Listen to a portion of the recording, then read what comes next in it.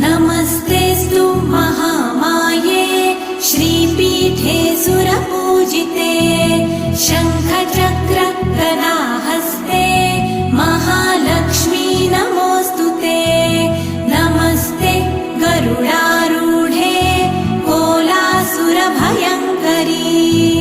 सर्वपाप हरे देवी महालक्ष्मी नमोऽस्तुते। महादेव्यै च विद्महे विष्णुपत्न्यै च धीमहि तन्नो लक्ष्मी प्रचोदयात्।